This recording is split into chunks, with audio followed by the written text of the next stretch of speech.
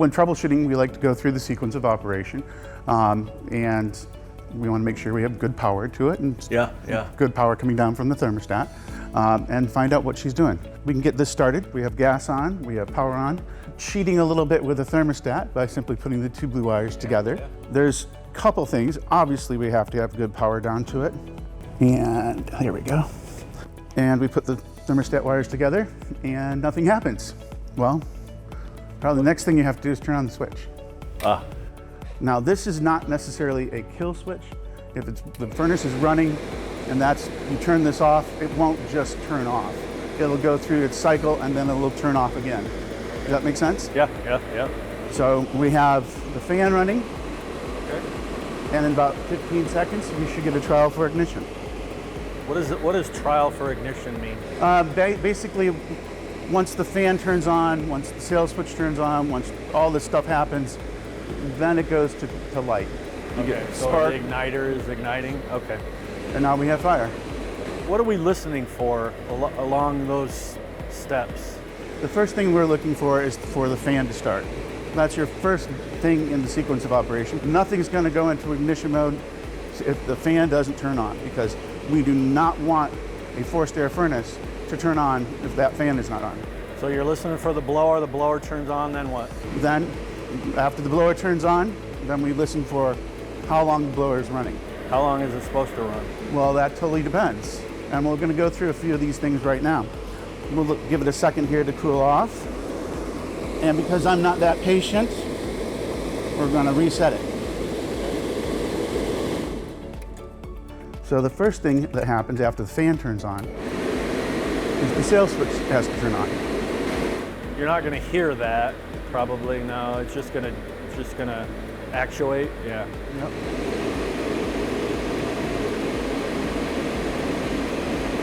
Now, this process is all about kind of paying attention, because if the sail switch doesn't turn on, this thing will only run for about 30 seconds. 30 seconds? Okay. So the blower's running for 30 seconds and turns off. No trial for ignition, no spark, no gas. So what are you doing there? You're holding a switch from closing? That's correct. Just like if it was stuck, something got stuck in there, if it got twisted.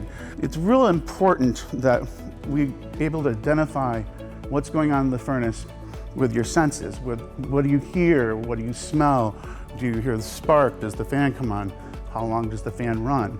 All that is real important. And that can happen while the furnace is in the RV. We don't have to pull it to do that. Right, and that's the important thing, because there's a lot of things in this furnace that you can't access until you pull the furnace out. And we don't want to pull the furnace out if we don't have to. Use our senses. Yep. So let's just say that your first scenario is that your fan doesn't turn on. You turn on the thermostat, the fan does not turn at all. The first question is, do you have power? What does that mean? Like power to the RV or power to the furnace? The furnace should be going to a distribution panel. Should be on a 15 amp circuit. Is that fuse good? Yeah. Do you have power to the furnace? You got red and black. Red's positive, black's ground.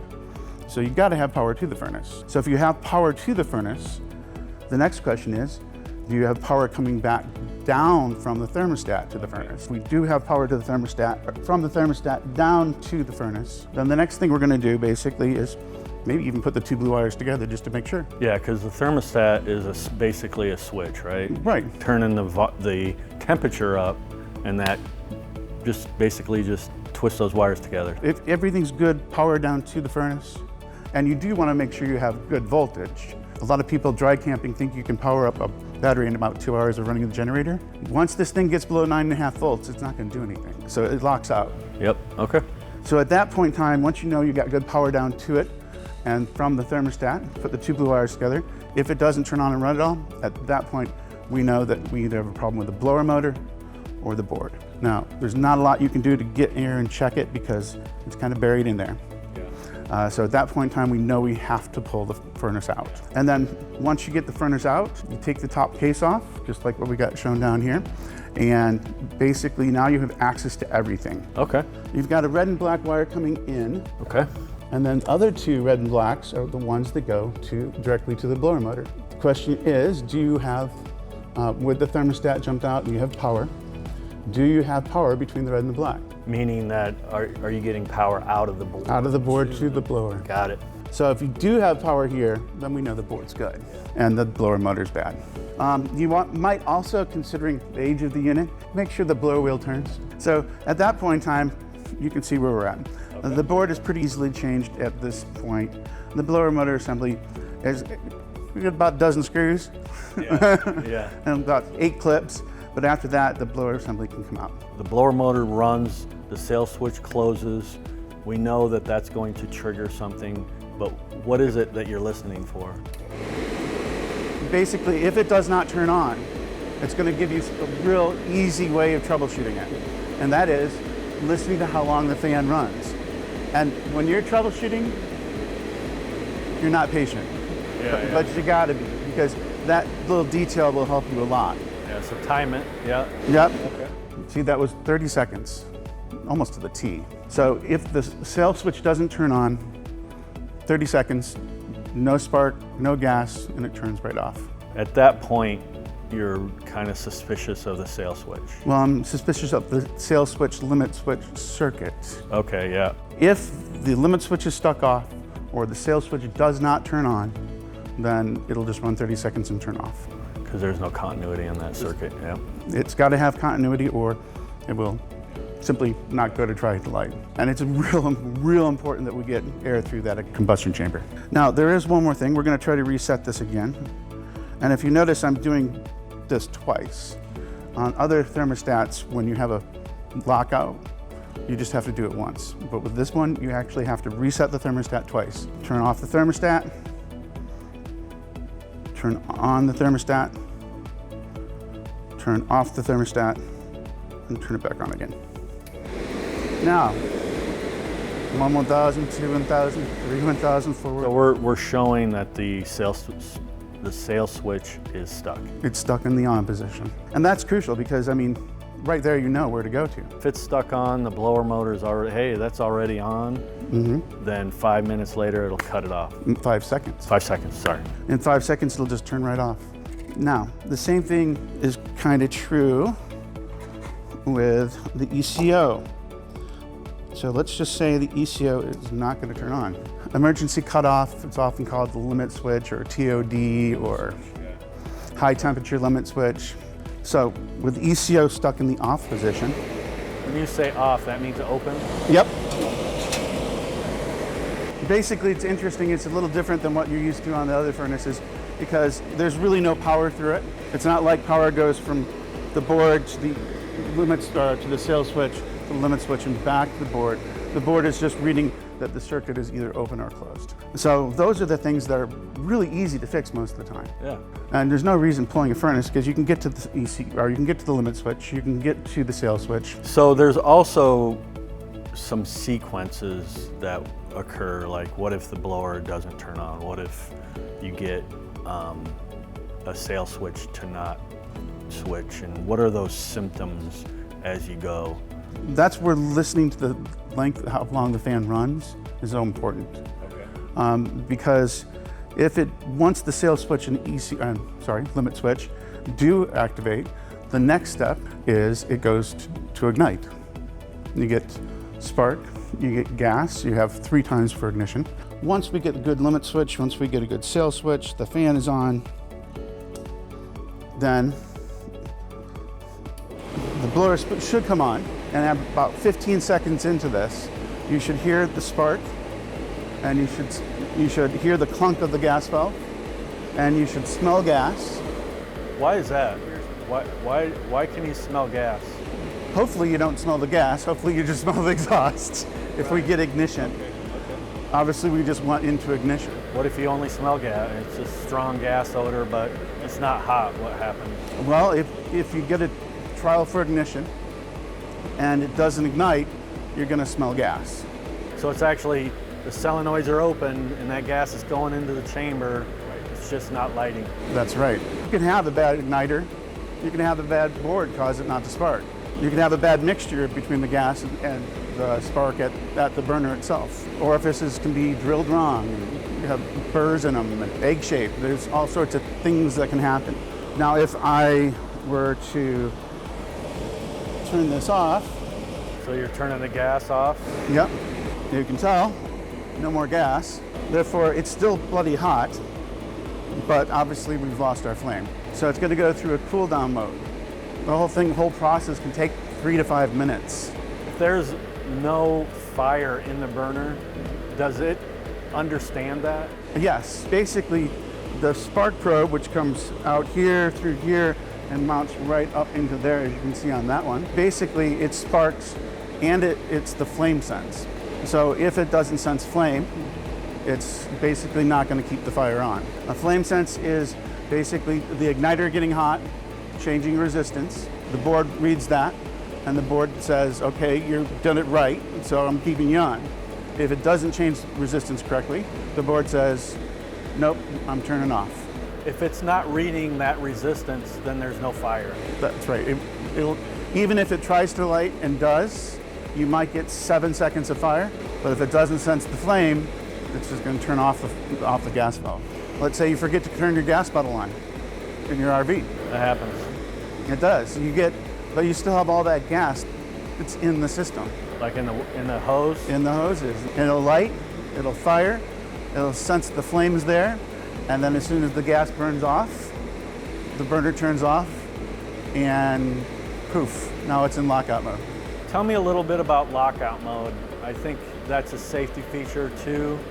It recognizes there's no gas, but potentially fire or potentially spark. So it says, hey, that's not safe, so we'll lock it out. It'll be a 3-try thing. Okay. Most of the time, but like I said, if you get a partial flame sense, if it lights and then you lose the fire, yeah, it'll just lock out automatically. And at that point in time, to reset it, you either do a hard reset. You can pull the fuse out, put it back in, or you can do, like I said, with the thermostat. You turn the thermostat off, turn it back on, turn the thermostat off, turn it back on again. What if you have a bad burner? What kind of symptoms would you see if the burner itself is bad? Usually a non-ignition issue.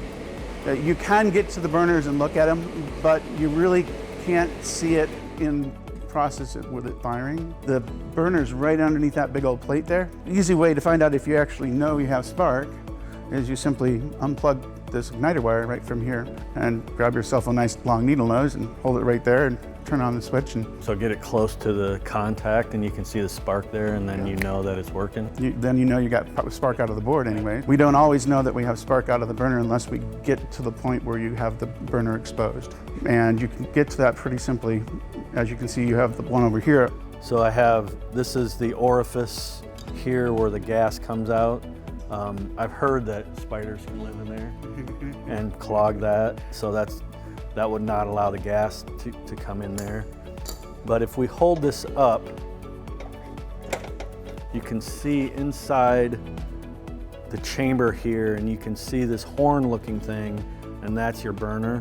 What commonly goes wrong with the burner? Is it clogged or? Those are the things, especially the older it is, the more susceptible to that stuff.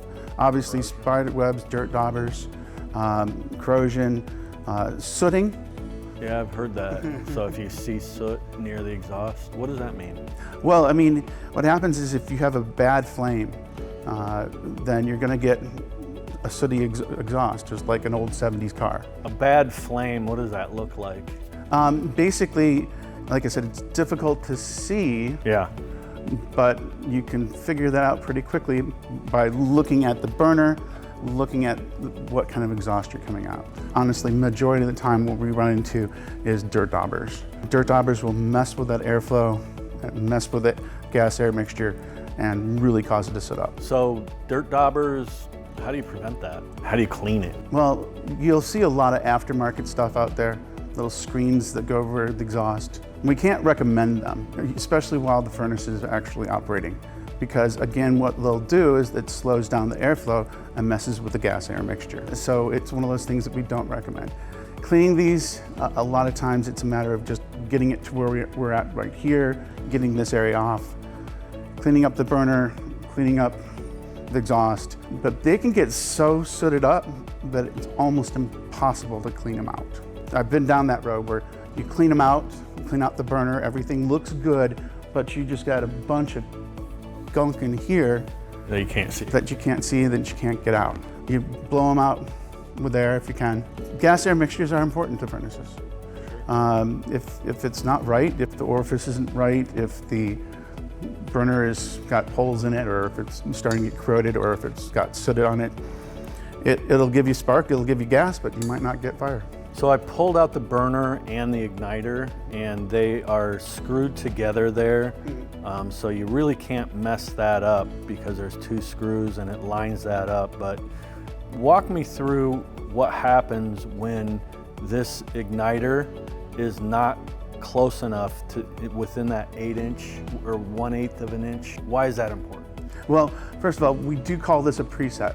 Okay. We don't want people to adjust it. What happens is if your gas isn't porting through and coming into the diverter circuit properly, then the gas might push past the spark.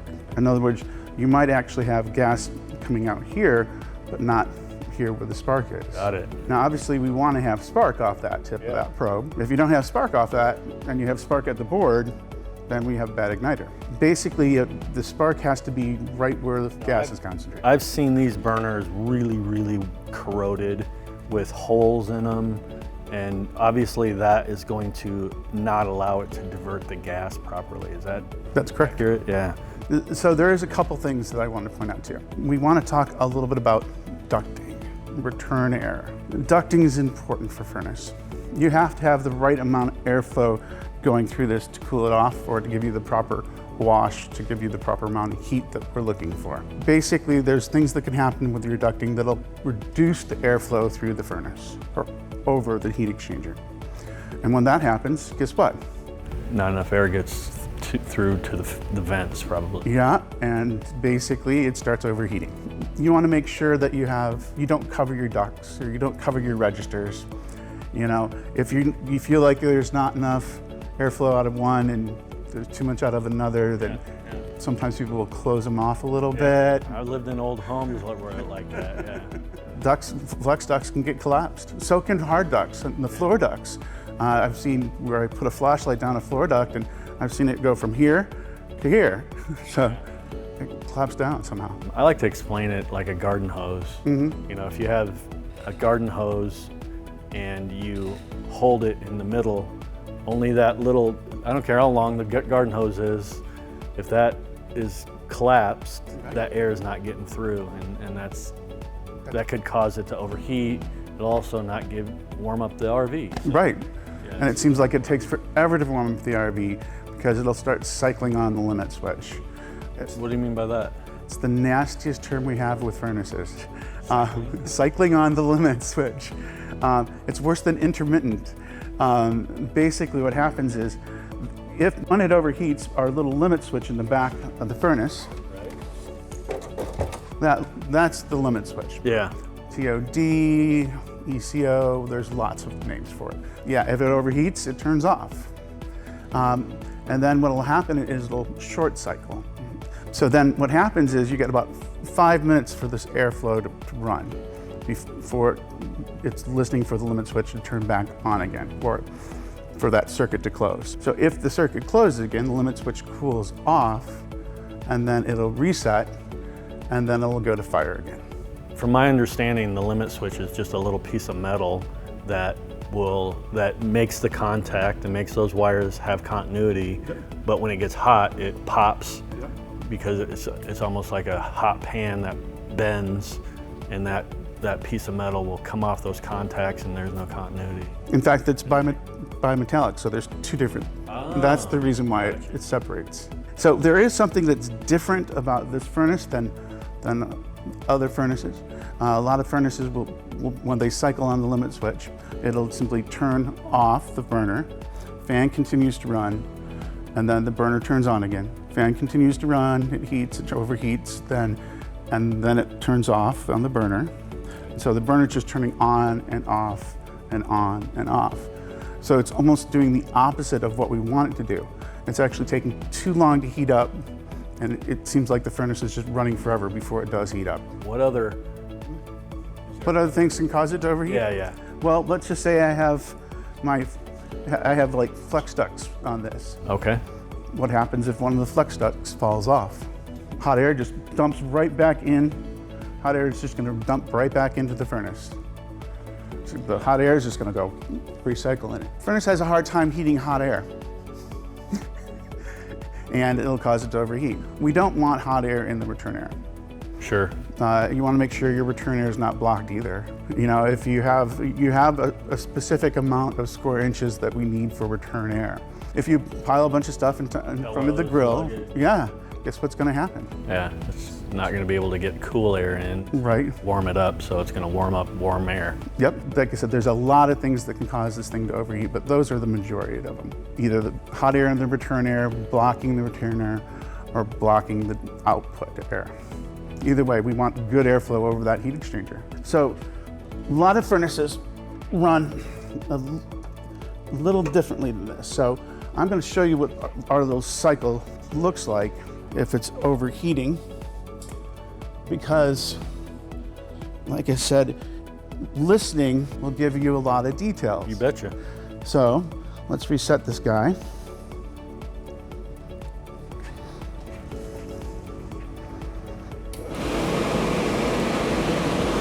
And you can tell my gas pressure sitting around 12.5. I heard it ignite.